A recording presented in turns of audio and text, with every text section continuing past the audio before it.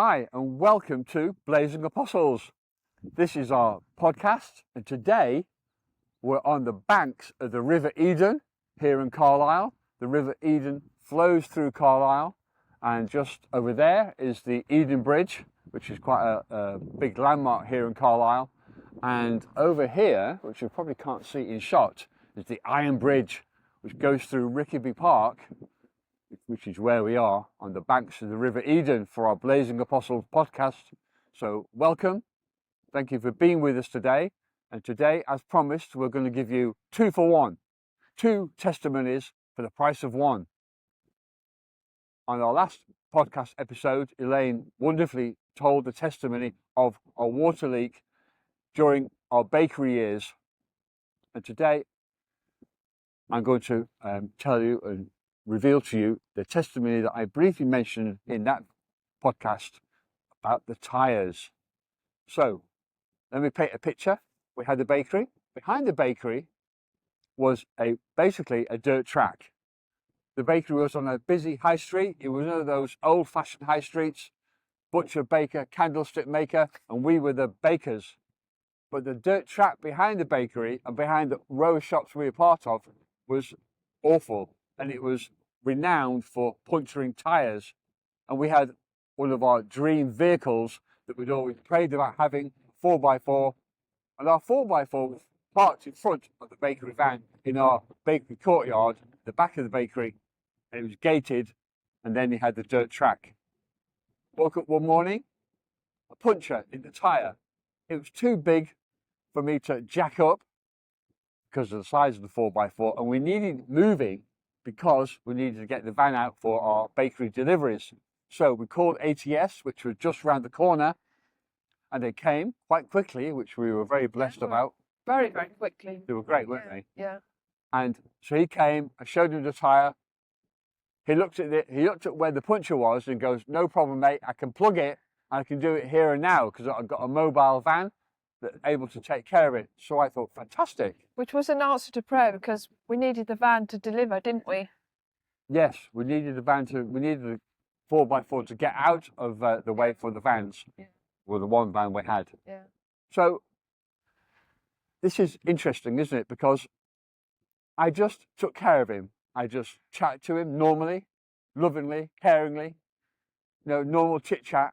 It wasn't a great deal of prayer, but there was a need to get it fixed quickly so we could move on with the work of that day. So idle chit chat, normal chit chat. He finished it. Now, I can't quite remember, truthfully, whether I said, "How much is it?" or whether he said, "No problem, mate, it's free." But whichever way around it was, he didn't charge us. And then I offered him some doughnuts for his crew back at ATS HQ, which was just round the corner. So I paid him in doughnuts. I gave him 12 doughnuts, and I paid him in doughnuts. And it just shows you, doesn't it? He had an ability.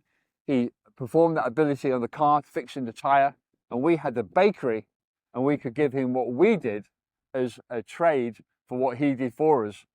And we just thought that was a great testimony to show you how God takes care of details in our lives. Sure, the big testimonies are big and they always remember them, but the details that God takes care of are also memorable, aren't they? Yeah. They're memorable because God will take care of the small details in our life as long as we're doing His work, His will for our life. So I paid him in doughnuts. And we had the relationship with them then. Yes, and then anything, and no doubt we did have further punches on the different cars that we had when we were at the bakery in the future. But it just shows you, if you just take care of somebody with a lot of love in your heart, they'll do things for you and they'll just step out with their own love for you, and they'll just take care of you. And that was, I love that testimony because it didn't cost us anything. But all it cost me was taking care of this guy in the best ability I could take care of him. And he did that free for us. And then we gave him some donuts. And he was really excited. He was so blessed that he got donuts to take back to his crew at ATS that morning. So Elaine's holding this cup. on our Instagram account this week, we took a picture of Elaine down by the lakeside in Keswick holding the cup, promising you we will share this testimony, which only happened not in the bakery years, but now, a present day testimony, a small detail in our lives, but something that's blessed us so much. Again, small details in your life that God takes care of, you get really excited about. So we went to Keswick about 2 weeks ago, and you may have seen our Saturday Conversations filmed at the lakeside at Derwentwater.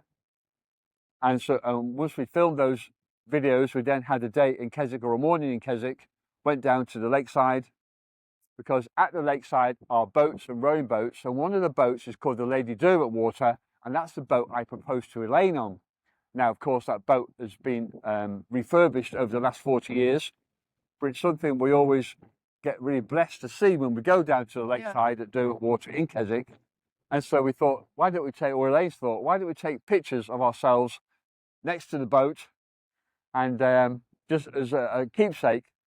And we've done that quite a few times over the years, haven't we? Every time we've been there, not every time we've been there, but sometimes we go there and we take a picture of the boat, and sometimes the boat's not there because it's too late in the day, it's out on the lake.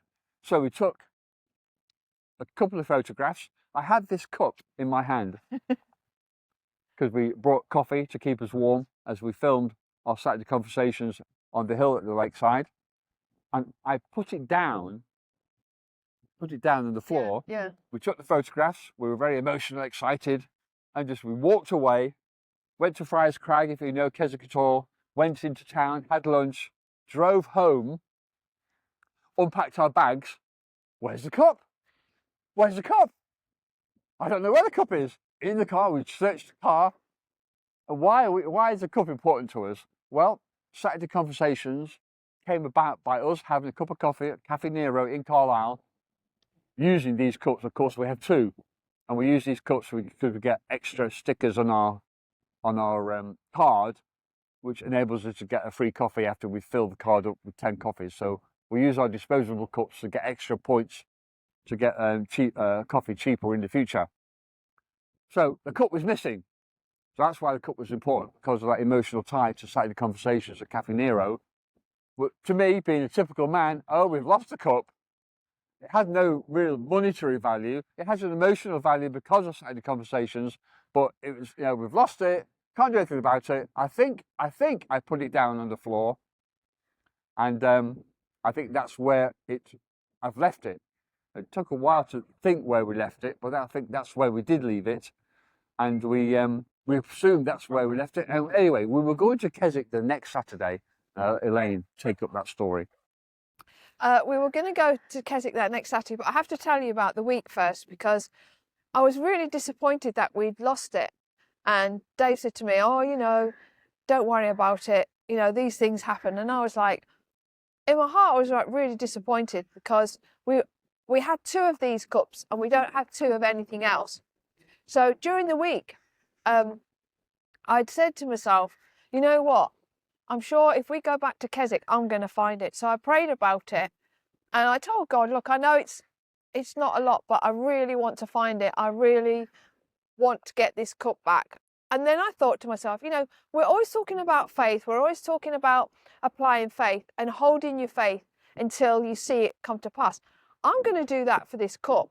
I'm just going to believe that I am going to find it, and we are going to get it. And I didn't even know at that point if we were going to go to Keswick on the Saturday, but I just continued to apply my faith to it, as I apply faith when I pray for other things as well.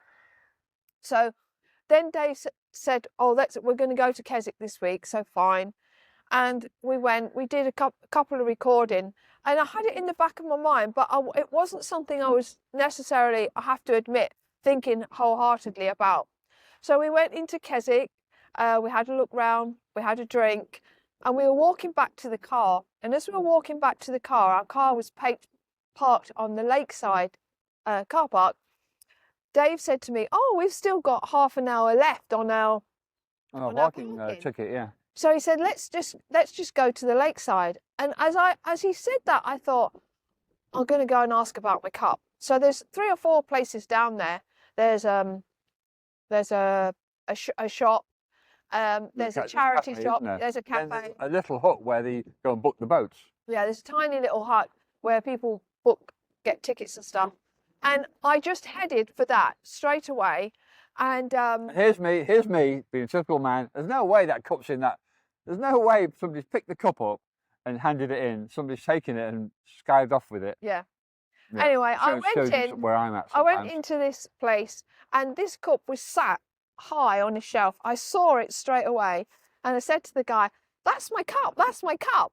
And he goes, he just took it from the top and he gave it to me. And I goes, "I lost it last week. I lost it last week." And he was like, "Oh, okay." And I was like, "Oh, I found a cup. And of course, I hid it like this behind, and I walked out of the place and just went like this. And there was people around, just sort of. And I shouted out, "No way!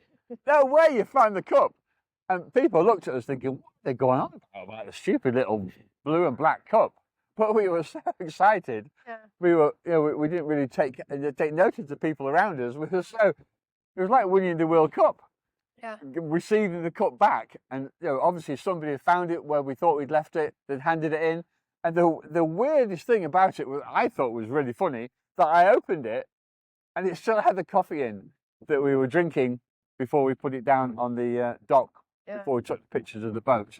So that was very amusing to me, that nobody had actually opened it and done anything about it. They just handed it in, and through Elaine's faith and believing, she received the cup back. And again, it's a small testimony, but it meant so much to us. And every time now we go to the coffee shop on a Saturday morning, we will remember the faith that Elaine had for that cup, the believing she had for it, and that she walked out on that believing, and the cup was there. It's really weird because I expected it to be there. I know it sounds really bizarre, but I did expect it to be there. And when I tried to think back about the process, because when you are successful, sometimes it's good to think back of the process of your thinking, of what you were thinking, so you obviously can apply that to another situation. Yeah. It's almost like God is teaching us how to believe, how to have faith in the small details of life, which don't mean anything to anybody but yourself. But that cup now means more to us than it ever did before, because it has that testimony attached to it. It has that, like Elaine said, the process of how we receive that cup back through prayer, through believing, and through faith. Same with the tyre. Yeah. We just lovingly took care of somebody. He offered his services free. We gave something we could serve to him, and he was blessed. And then he could go back and bless all other people. Just think how many people were blessed in that moment of just him saying, "Yes, I'll do it free. I'll give you donuts." And then all the guys back at ATS HQ were blessed as well. And that's how we can live our Christian life in front of people. We bless them, we teach them with respect, and you just don't know what's going to happen. You just don't know what's around the corner if you just walk in that great believing and great faith. So I hope those testimonies blessed you today about the tyre, about the cup, which we will now always remember when we drink from it. And that my lack of faith, my lack of believing is a lesson to me. Of course, it's a lesson to Elaine that she had great believing and faith to receive the cup back. And when it came out of that shop and she revealed it from behind the back, I tell you, it was Lionel Messi lifting the World Cup for Argentina. It was just a wonderful moment for us, and people thought we were a bit crazy. And maybe Christians are a bit crazy because we just believe in our Heavenly Father. We're his sons. He'll take care of us because we have that connection with him, because of the Holy Spirit which resides in us. So, until next time, here on Blazing Apostles, we look forward to being with you and revealing to you our next testimonies throughout the years we've been Christians. So my name is Dave. And my name's Elaine. I'm married to Dave. You are indeed. Until next time, God bless.